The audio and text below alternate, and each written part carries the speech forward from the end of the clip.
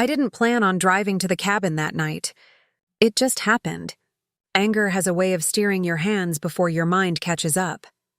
The road was empty, wet, winding, cruel. My parents' old cabin waited at the edge of the woods like a ghost that still had something to say. They'd left it to me after they died. The cabin, the rotting, termite-bitten skeleton of a home. My brother got everything else, the house, the accounts, the business.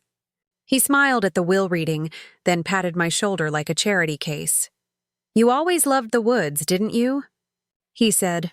I laughed in his face then, but I cried later. My boyfriend Daniel told me I needed to stand up for myself. He was gone too. Said he couldn't love someone who didn't fight back. He found someone who did, my brother's assistant. So yes, when I drove to that cabin, I was angry, grieving, alone. The porch light flickered as I stepped out of the car. I hadn't been here in years. The air smelled of pine, rot, and regret. When I opened the door, dust spiraled through the flashlight beam like ghosts, dancing in silence. The cabin was empty, almost. On the table sat a box. My father's handwriting scrawled across it. "For when the truth needs to be known." Inside were folders, documents, financial statements, photos. My brother's face stared back at me from every page. Shell companies, false transfers. He'd been stealing from my parents for years, bleeding them dry while pretending to be the beautiful son. They'd known, and they'd left the evidence with me. That was the moment I stopped being the quiet one. Stopped being the afterthought. Stopped being the girl everyone assumed would stay silent. I read every page that night. I memorized dates, accounts, names. The next morning, I went home and smiled at myself in the mirror. It was the first time my smile looked dangerous. I didn't go to the police. No, justice doesn't live in courtrooms. It lives in timing. My brother's company, our father's company, technically, was expanding. Investors were coming in. Reputation mattered more than money now. So I started visiting, bringing coffee, helping his assistant, my ex's new lover, with paperwork. They were polite, nervous. They thought pity was kindness. It wasn't. It was opportunity. I planted questions in the right ears, hints that the books didn't quite add up. Whispers spread faster than truth. Then I accidentally sent the wrong email to the investors, one with attached files from that box.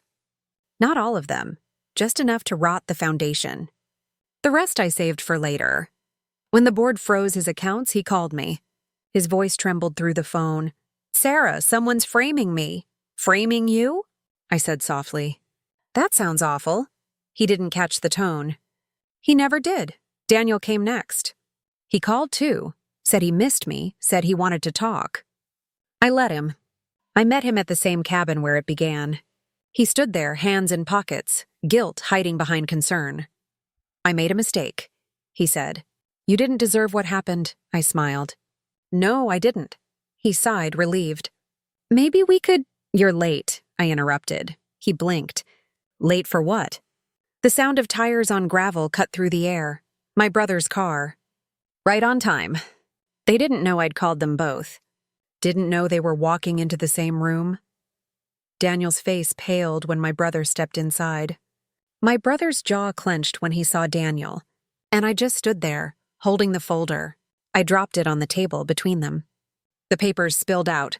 Numbers, signatures, photos. They're secrets, naked and undeniable. My brother grabbed a sheet, eyes widening. You stole these?" I tilted my head. "You stole first," Daniel stammered. "What's happening?" I looked at him. "He's going to lose everything. And you're going to watch him fall, just like I watched you both walk away."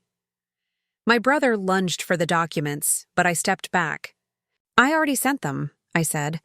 "Every investor, every partner, every bank. By morning, you'll be a name they whisper about, nothing more." He froze. His voice cracked. "Sarah, please." "Funny," I said. "That's exactly what I said when you took everything that was mine." Daniel looked between us, realizing he was standing in the crossfire.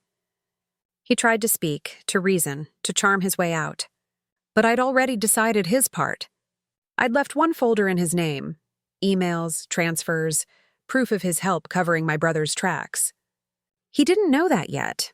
When I walked out, neither of them followed. They were too busy realizing the walls were caving in. I didn't need to see it. I'd already pictured it 100 times.